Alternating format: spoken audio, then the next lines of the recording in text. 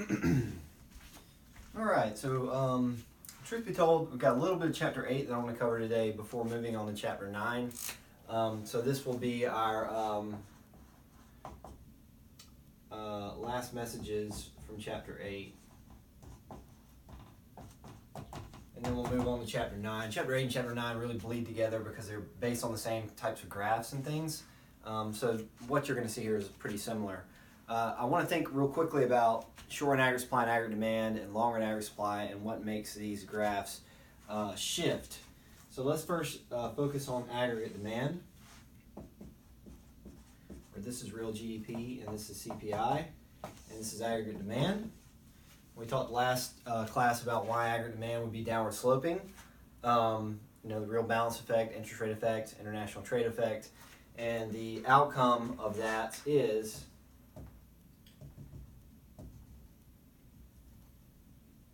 that when the CPI drops, for example, the real GDP that the consumers want to consume increases.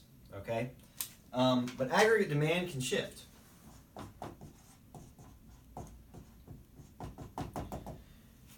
And if it increases,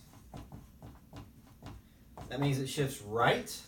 Okay, just like we saw with demand, when aggregate demand increases, it increases to the right. That is towards more real GDP. And it decreases and shifts to the left. Okay? If it's shifting to the right, what that would mean is at any given price level, the real GDP desire to consume is now higher. So if this was our current CPI, we're now willing to consume this much more in terms of the real GDP that consumers want to consume. So the question is, what causes this to shift? Because we'll be playing around with these models in the future.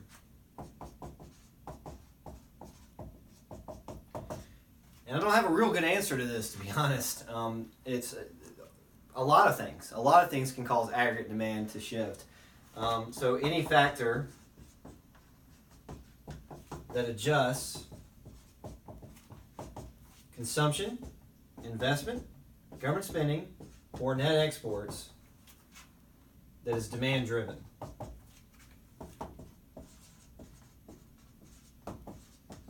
Very vague, right? That's not, honestly, that's not a very satisfying answer, but there's so much included in this that I can't just give you, two things and say that's it. It's anything that causes this to change.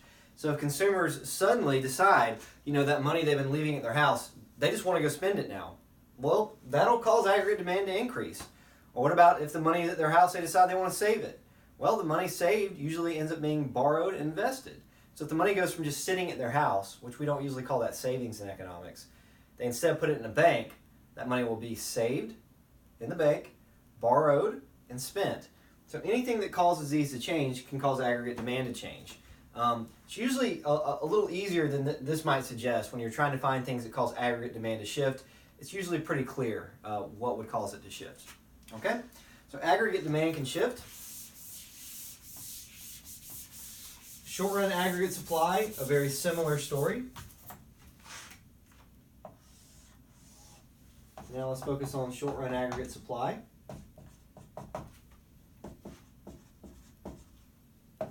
Looks like this. Okay. And we talked about why it would be upward sloping. We gave two reasons, the sticky wage theory and the misperceptions theory. Okay. If short-run aggregate supply is going to increase, it increases to the right. This is where I see students make this mistake, and this is why I pointed out. The tendency is to think increase means up, but that's not how you should think of an increase. An increase means to the right because it means you're producing more real GDP. Okay? A shift to the right means more production, more supply. So it increases to the right and it decreases to the left.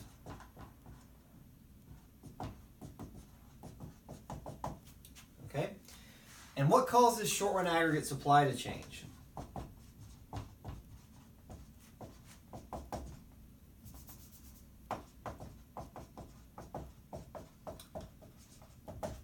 And this is, again, a pretty broad answer, but it's pretty clear when you see it in an example.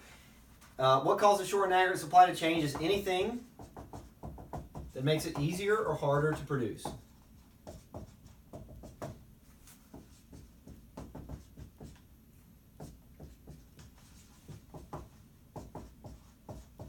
Anything that makes it easier or harder to produce goods and services. So for example, let's say we discover a bunch of oil buried underneath Milledgeville. Well, that will increase production a little bit because now it's easier to produce goods and services.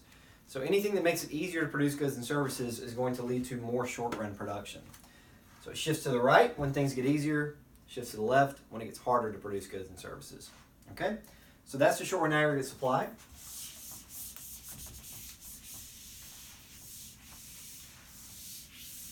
And now let's talk about long-run aggregate supply, which we really didn't discuss very much at all in the last chapter. So long-run aggregate supply, if you recall, is a graph showing the relationship between the CPI and long-run production. Graph showing the relationship between CPI and long-run production.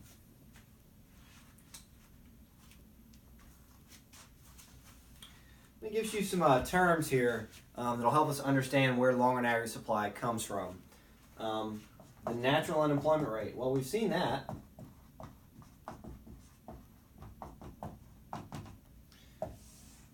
This is the best case scenario unemployment rate. Not too high, not too low. Remember, there's always going to be some unemployment. There's always structural and frictional unemployment, at least some of it. So the natural unemployment would be the unemployment rate when the structural and frictional is all of the unemployment. So it's the best case scenario where all unemployment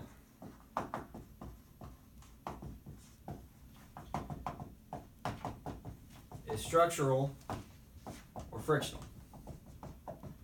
So there's not any unemployment beyond that. In other words, there would be no cyclical unemployment. So this is the best case scenario for the economy because if the unemployment rate is too high, that's bad because there's people who are unemployed who don't need to be. And if it's really low, that also can be bad. That can mean a result of something called an inflationary gap, which we'll talk a lot more about in this chapter. We have a term for this. When the economy is operating at the natural unemployment rate, we call that full employment. All right? So this is when we're at the best case scenario.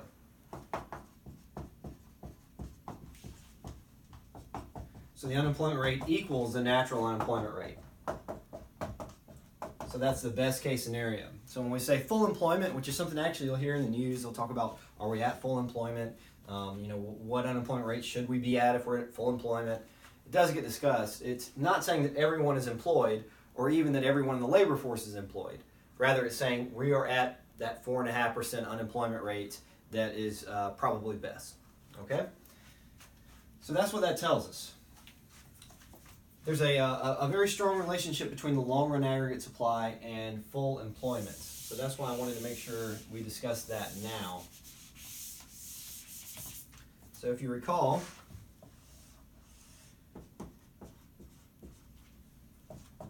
the long-run aggregate supply curve is vertical because changes in the CPI have no effect on the long-run aggregate supply.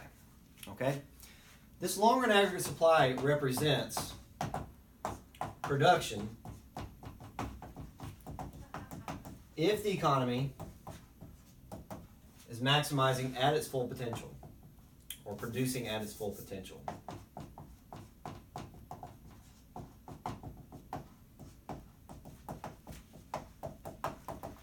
And if it's producing at its full potential, what would the unemployment rate be? The unemployment rate would be the natural unemployment rate in the U.S., about 4.5%. Okay, maybe it's 4.5, maybe it's 4.2, maybe it's 4.7. It's hard to know for sure, but 4.5% is a nice estimate, and that's what we're using in this class. So if we're at our full potential, then the unemployment rate in the U.S. is equal to about 4.5%. All right, it could be lower, but it would be bad for the economy if it was. It could be higher, but again, that'd be bad for the economy too. So this is the best case scenario. So what this represents here on this graph is the natural real GDP. Okay? Now here's the tricky part about the long-run aggregate supply. the long-run aggregate supply shows where the economy is going. Okay? Long-run aggregate supply shows where the economy is going. Not necessarily where it is. Okay? Remember we talked about long run, the long run concept, long run versus short run in the last lecture, and I gave the example of stubbing my toe. If I stub my toe, that creates short run effects, but 3 years down the road, it's not going to have any impact on my life. My life is going to be identical if I stub my toe today, if you look at it from a 3-year period. The economy is similar to that. The long run average supply shows where our economy is probably going to be 3 years from today, which is probably at the natural real GDP. Most of the time, our production is right at the natural real GDP, and the unemployment rate will be pretty close to 4.5%. So this represents where our economy is going to be. And what you're going to see is when the economy is out of whack, this is in Chapter 9, when the economy is out of whack, this natural real GDP has a way of pulling it in. Okay? If the production is too high, it'll shrink back. If the production is too low, it will increase. So that natural real GDP has a way of gravitizing the real GDP towards this level. So it's termed as the long run production because it shows where our economy is probably going to be in the long run. Okay? It's not a guarantee, but our economy is probably going to be here in the long run, which is right at the natural real GDP. Okay? We're going to show why that's the case in Chapter 9. One last thing just to mention here. What causes this to shift?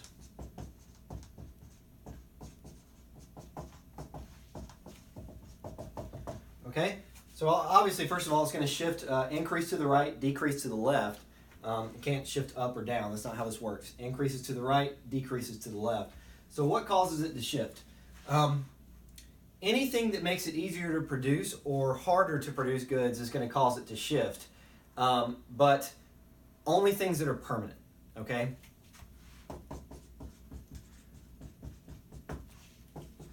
So permanent changes to our ability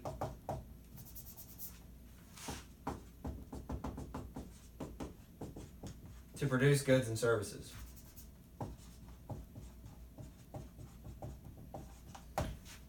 So for example, if we find the oil underneath Milledgeville, that may or may not be a change to the long run aggregate supply, meaning the fact that we find the oil under Milledgeville is definitely going to make the U.S. more productive today and tomorrow, but maybe it doesn't affect where we're going to be 10 years from now, okay? So that would be a short run effect, but not a long run effect. Compare that to the invention of automobiles back in the early 1900s. That increased the economy's capabilities then and continues to increase it today. So it has both a short run and a long run effect, okay? So anything that improves our ability to produce in the long run causes the long run aggregate supply curve to shift to the right, leading to more real GDP. So like the development of the internet, it made it easier to communicate ideas, easier for consumers to buy stuff, easier for the producers to reach the consumers. That made our production more capable forever, essentially, okay? So it doesn't just have a short run effect, it has both a short run and a long run effect, meaning the long run aggregate supply curve would shift right and the short run would too, okay? So all of these graphs can shift, and we'll be dealing a little bit with the shifting in this chapter and even more when we get to Chapter 10. Chapters 8, 9, 10 are all really closely related, so you're going to keep seeing these over and over again. Okay, well, that seems like a good place to officially transition to Chapter 9.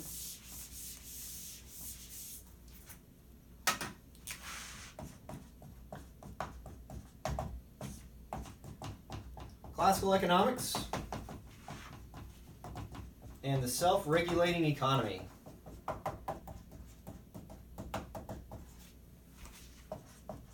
Classical economics and the self-regulating economy. I really like this chapter because it allows us to really use some insight and really think about things. It's a lot less about memorization and more about intuition, which to me is the fun part of economics, is being able to just think about things and realize that you actually can learn a lot just from thinking, just from using your own brain. And that's what I do every time I teach Chapter 9, is I learn a little bit more as I go through this concept. So what we're doing now is we are discussing major theories for how the economy works. Okay? And we're going to go through a couple of these in chapter 9. That's the one we're starting now. That's going to be classical economics. And the main outcome here, kind of to give you a spoiler for the chapter, the main outcome is the economy can regulate itself, and so the government doesn't need to get involved with the economy. So that's one major theory in economics. The other major theory we'll see in chapter 10 is called Keynesian economics, which sounds kind of wacky. You know, classical economics, that sounds simple enough, but Keynesian may sound strange to you. It's named after a person, John Maynard Keynes. His last name was Keynes. So Keynesian economics is based off his teachings. So classical economics believes the economy is self-regulating. The government doesn't need to get involved. Things will fix themselves. Keynesian economics basically suggests that no, the government does need to get involved. Perhaps when the economy is really out of whack, the government should do something about it. So these are the two prevailing theories that we're going to talk about. And then we'll take these two theories and we'll see how we applied them in the U.S. in chapter 18 when we talk about the Great Recession, or the financial crisis of 2007 to 2009. So this will be a nice case study in terms of what did our politicians actually do when faced with an economic disaster. Did we do nothing and let it fix itself, or did the government get aggressive? Okay, so this is kind of a new period in this class now as we talk about these theories. And remember, as I'm teaching these, there's not a lot of facts here in a sense. It's hard to know how the economy works because we don't have the ability to put things in a test tube. We don't have the ability to control all other variables. So it's pretty challenging to actually know how the economy works, and the verdict is not out, and maybe it never will be. We're still trying to learn how these things work. Despite the fact that we don't have any clear-cut answers, this is a really important thing for us to study because things like recessions can cause a tremendous amount of suffering, and we believe that suffering is probably avoidable. So we need to do the best we can to understand how recessions work so that we can avoid the human suffering that goes along with these recessions. Okay, so let's talk about chapter 9 here. Classical economics is kind of a general or generic term that refers to the primary economic beliefs in early economic thought. So the classical economics, again, the primary belief is that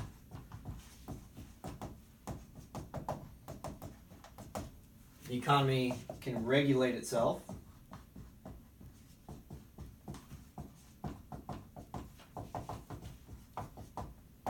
No government intervention is necessary.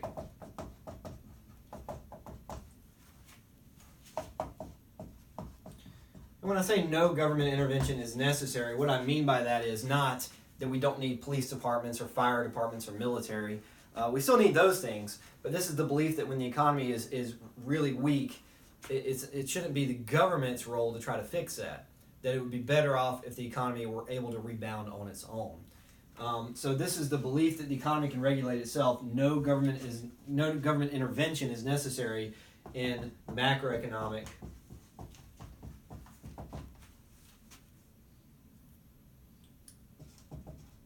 disasters, we'll put it that way.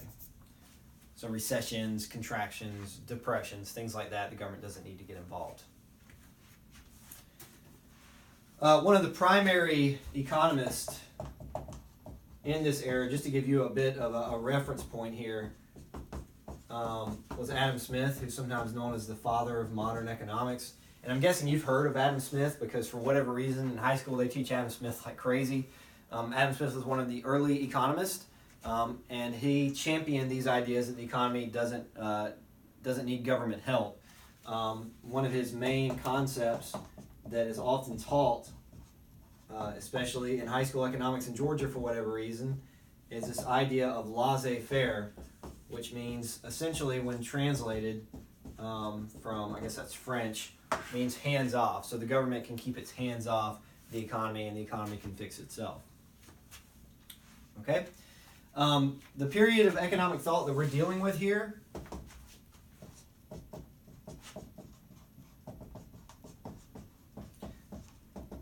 classical economics basically was economics. There really wasn't any other major theory out there. We believed it to be correct. Classical economics was the primary economic belief system.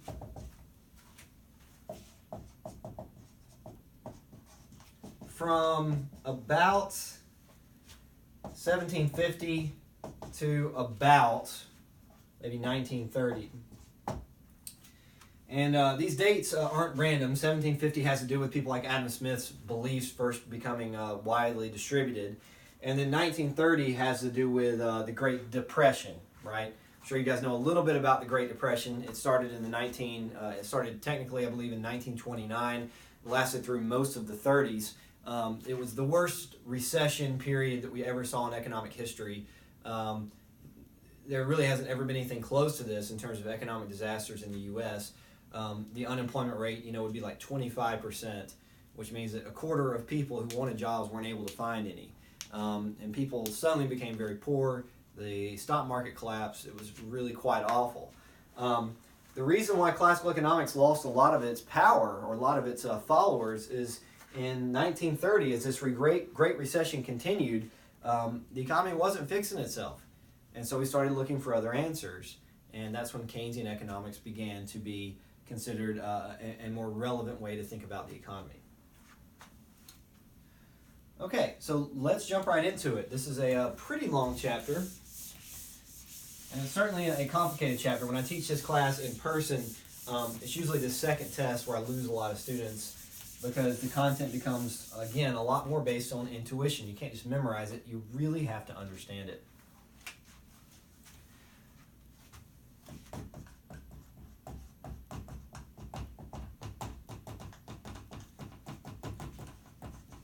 Three potential states of the economy. The economy can be in one of these three scenarios.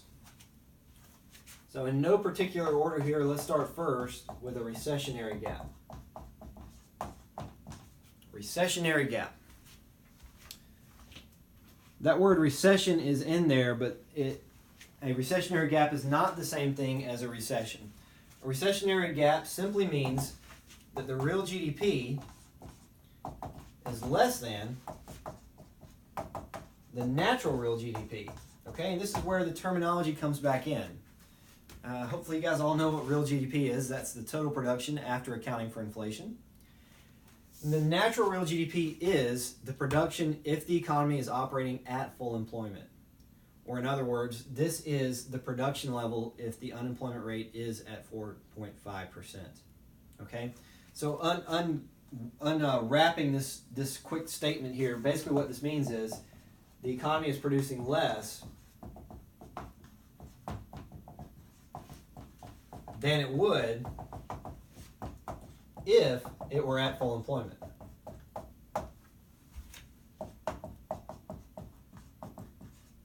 It's producing less than it would if the economy was at an unemployment rate of 4.5%. Okay?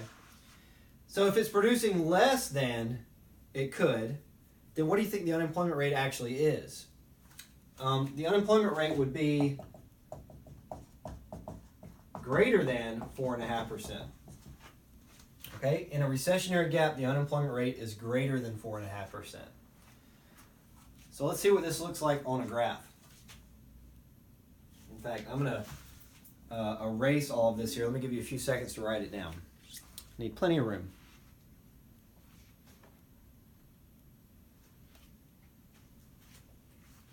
Okay, so we're in a recessionary gap, which means we're producing less than our full potential. Here's how this is going to look. We may have to go over this a few times before you fully get it, and as I've been saying, make sure you're reading the book. Read the book, find videos online. This is all basic economic stuff, so there's lots of resources out there for this. Okay, so if I'm drawing a recessionary gap, and this is the first time you've seen this, so let's explain what's going on here.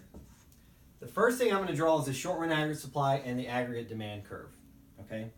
And what that shows me is where the economy really is.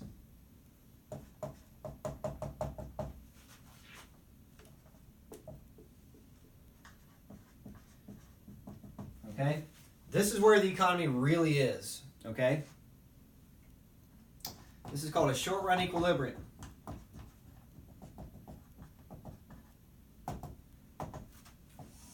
This shows us where the economy really is.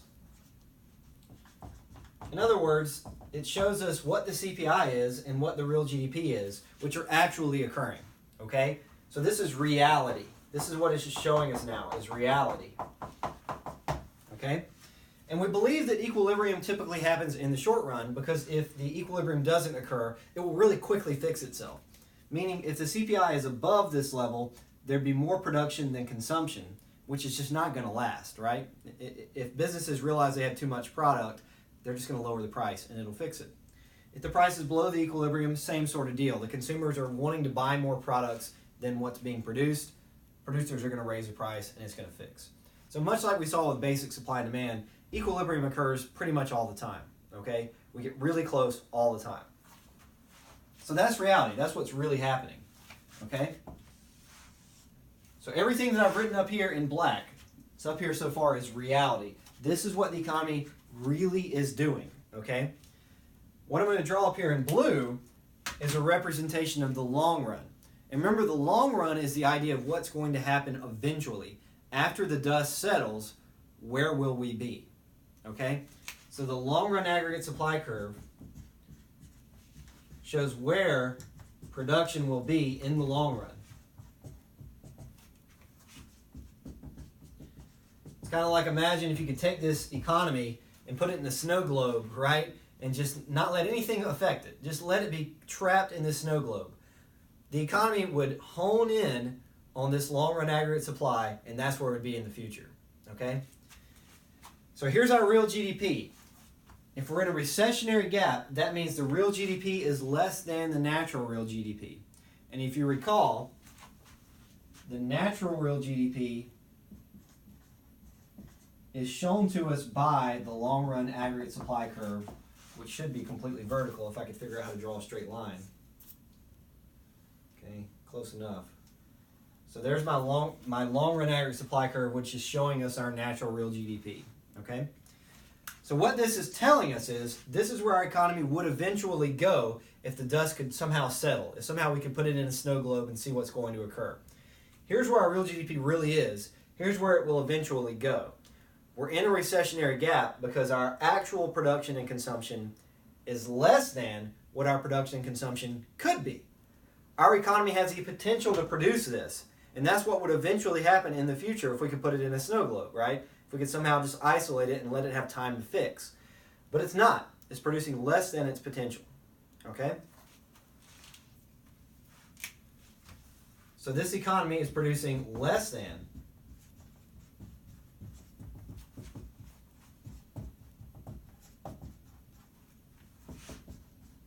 its full potential. In other words, the real GDP is less than the natural real GDP, which is exactly what we said a recessionary gap is. And what would the unemployment rate be? The unemployment rates, all right, if we're producing less than the natural, at the natural real GDP, the unemployment rate would be at 4.5%, which is best. If we're producing less than that, the unemployment rate must be higher than 4.5%. In other words, the economy is producing less than its full potential because there are so many people unemployed. So that's what a recessionary gap looks like. Obviously, a recessionary gap is not a good thing for the economy. It's not what we want. A recessionary gap means that a lot of people are not working who should be working. It means the stock market's probably doing really poorly. It means that people probably can't retire as early as they wanted to. It means there's a lot more people going home hungry. So we want to avoid this. So that's a recessionary gap.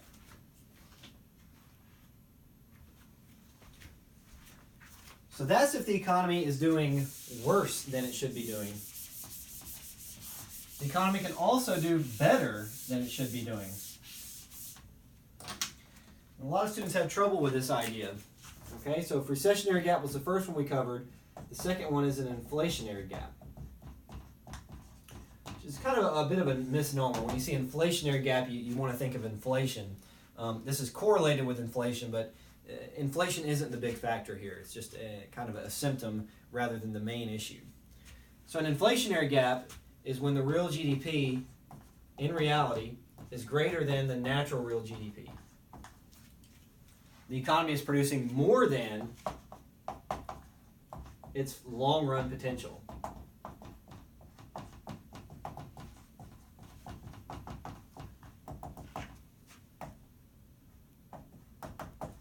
Which almost sounds impossible, right? How can the economy produce more than its potential? It can do this, but it's guaranteed to be temporary. Okay, the economy can produce beyond its full long-run potential, but it's going to be temporary. To give you an example of kind of how this works, imagine if you try to lift weights 3 times a day. Okay, so you're gonna do really hard workouts 3 times a day. Could you do that today? Probably you could. Okay, I don't know how much you guys work out or lift. That would be a factor, but probably you could. You probably could lift weights 3 times a day. Could you do it tomorrow? Maybe. Okay, but the point is, you could do that, but you couldn't keep doing it over and over again. All right, and the big issue here is not simply that after you're doing this workout 3 times a day for a few days in a row, well, then you go back to normal. If you were doing this, you wouldn't just go back to normal after a stretch of working out so much. Your body would probably actually collapse. The economy is really somewhat similar to that. The economy can produce beyond its full potential. The economy can produce more than what it is sustainably able to produce. And the fact that it's not sustainable isn't really the issue. Okay, and that's where I lose a lot of students on this. When I've asked them in the past, why is an inflationary gap bad? They say, well, it's not sustainable. The economy can't keep producing at such high levels. That's not really the problem, okay? If the economy was at normal, went above normal, and then went right back to normal, then great, right? We got a short period of above normal, that's good. But that's not the issue. The problem is when the economy goes too good, it actually tends to collapse afterwards, okay? And we got to discuss why that's the case.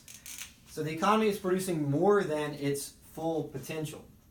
What that basically means is the unemployment rate is less than 4.5%.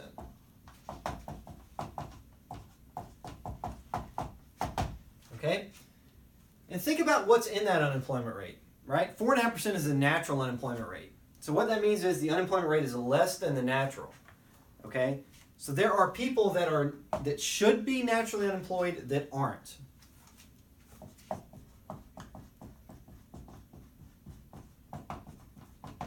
So there are people that should be structurally and frictionally unemployed that aren't.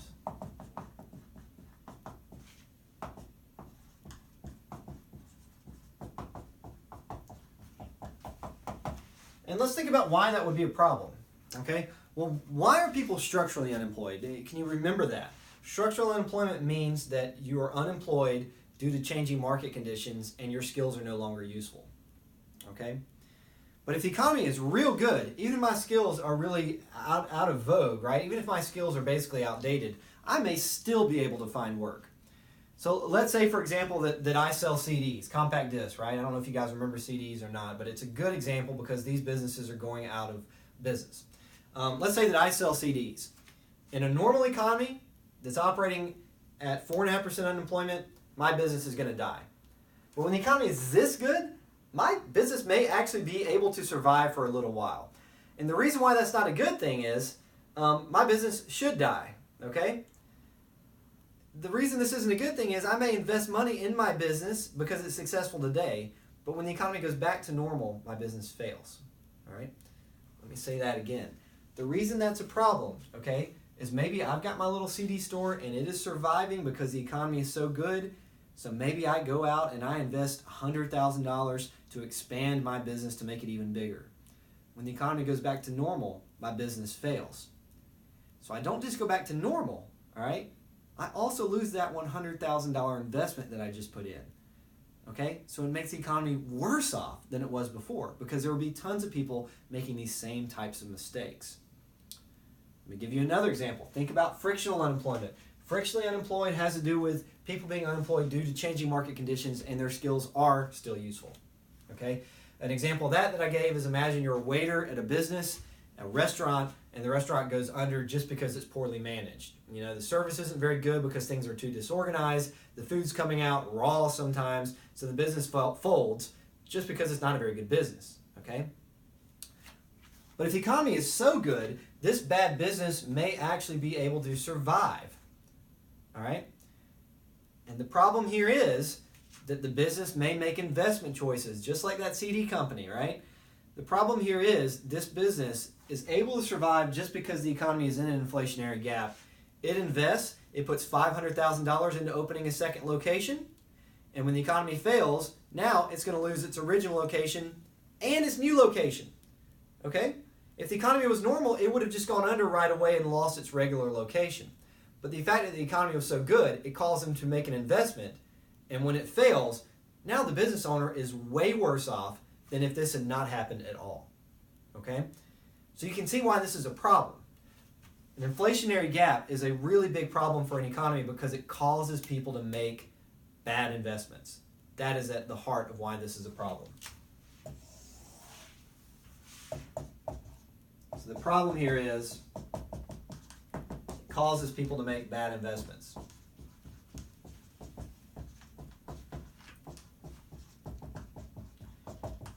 It's not just that it's not sustainable. It's that it makes people make decisions that make them worse off in the future. Let me give you a much more realistic example that maybe you might have more experience with. Okay, maybe your parents did this. Back in 2007, 2005, in that period, housing prices have been going up for years, and the economy was really good. And when the economy is really good, people expect the economy to continue to be really good in the near future. So a lot of people went out and they got mortgages on houses. You know, they got mortgages on a $400,000 house because the economy was so good. The problem is when the economy goes back to normal, they no longer can afford their housing payments anymore. And if they can't afford their housing payments anymore, they lose their home. So the fact that the economy was so good caused them to invest in that house, and now they can't pay for it anymore. They're now much worse off as a result of this inflationary gap. Okay? So again, the problem is with an inflationary gap is not just that it ends and we go back to normal. The problem is when we go back to normal, it causes things to collapse, which often leads to a recessionary gap. Okay? This is all the stuff we know now. The classical economists weren't so concerned with this. Okay? You'll see what their belief was in the second video in regards to an inflationary gap. So let me show you what this looks like in a graph.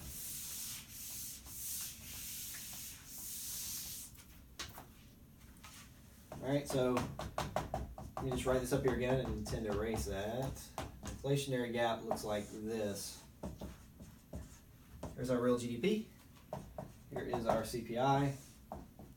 Short and aggregate supply. Aggregate demand, okay? Short and aggregate supply is upward sloping. Aggregate demand is downward sloping. Could be curvy, could be a straight line. It's hard to know for sure. And there's the reality of our economy, okay? Just like we showed in the last graph, this is the reality. This is the CPI. That's a real number, right? We know how to solve for that. Maybe the CPI is 97, okay? That's a number. It's real. Here's the real GDP. Likewise, this is an actual number, okay? Meaning this is reality. So what I'm showing you here, this is called a short-run equilibrium. This is reality, okay? So again, in black is the short-run equilibrium, which shows us our reality. The long-run equilibrium shows us our economy's path. It shows us where our economy eventually is going to go. And it also shows our full potential. So for an inflationary gap, what that means is our reality in terms of real GDP is beyond what is sustainably our potential. Okay? We can do this, but it's not sustainable. Our actual ability lies here. This is our natural real GDP, which is shown to us by our long-run aggregate supply curve. And remember, this is more like fantasy. The long-run aggregate supply curve doesn't exist right now. The natural real GDP, it's hard to know what that number is. It's just an idea of where the economy is going to go. Okay? But even though it's just an idea, we have a pretty good feeling that this does exist. If the real GDP is, say, at if the unemployment rate is at 3%, then that means the economy is producing more than its full potential. Okay? So even though we don't know what a natural real GDP exactly would be in reality, we have a feeling of when it's out of whack with reality, okay? So even though this doesn't actually exist, it's very helpful in understanding how things are going to work. So what's happening in this economy is the real GDP is greater than the natural real GDP. So the economy is producing more than its full potential.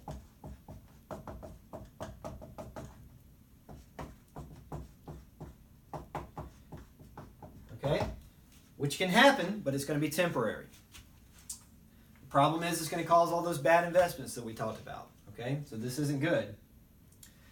And if we're in this scenario here, what would the unemployment rate be? Well, if the economy is producing more than its full potential, it's got to be less than 4.5%. Okay, so it's a lot of the same stuff we just talked about. You can see why that's the case. So that's the second possibility, an inflationary gap. And now let me give you the third. So we kind of got the Goldilocks thing going on here. You know, one of these, the real GDP is too high, the other one is too low, and then the third one is just right. So the third one is called a long-run equilibrium. And this is when the short-run equilibrium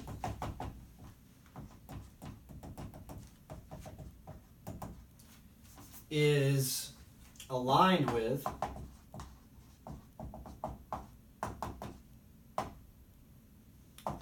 the long-run equilibrium.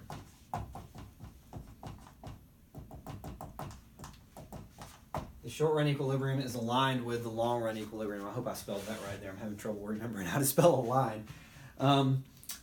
The way this would look, okay,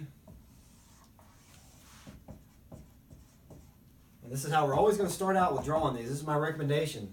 Draw CPI and real GDP and start with the short run, because the short run tells you where the economy really is. So here's where we're at. CPI. Here's our real GDP.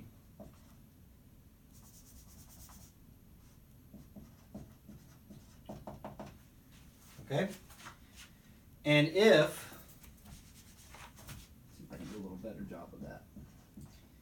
And if that is our scenario, okay, that's our short-run equilibrium that we've drawn now. A long-run equilibrium would mean that the natural real GDP is exactly lined up with that. So the real GDP is equal to the natural real GDP. What that would mean is, for this economy, where the economy is today is exactly where we would expect it to be 5 years from now if we could put it in a snow globe and let all the dust settle. Essentially, the dust has already settled. There's nothing out of whack with this economy, so it's operating right where we would expect it to be in the future and today. Okay? So that's what a long-run equilibrium looks like. If that occurs, the real GDP is equal to the natural by definition, just like we see there. The unemployment rate is exactly equal to 4.5%. And what we also know is this is our best case scenario. It's our best case scenario. We're not in a recessionary gap, which is bad because there are too many people unemployed. We're not in an inflationary gap, which is bad because when we're in an inflationary gap, people make bad investments. We're right where we need to be. There's a healthy level of unemployment, which causes the economy to have the ability to change. You know, if your skills are obsolete, you probably should lose your job and have to go get new training. Why? Well, if your skills are obsolete, you're not really contributing anything. Go out and get more skills, now you can contribute. All right? Businesses, if they're bad, they need to fail. So this is going to allow for a healthy amount of change in the economy without an exorbitant amount of unemployment. It's right at the right level for us here. Okay? So that's just one other possibility. And most of the time, our economy does look like this. So this is actually not just the best case scenario, this is also the most common scenario. Because if the economy is out of whack, it has a way of fixing itself, which is what we're going to see in the second part of this chapter. So I'll stop right there and just highly recommend that you read this chapter. Chapters 8, 9, and 10, really, really tough. You really need to read those. Chapter 18, which we're going to cover, you could probably get away with maybe not reading that whole chapter. But chapters 8, 9, and 10 are really the core of this class. If you don't read these, I think you're going to be in trouble, especially since this is an online class. Let me know if you have any questions. That's the end of the first part.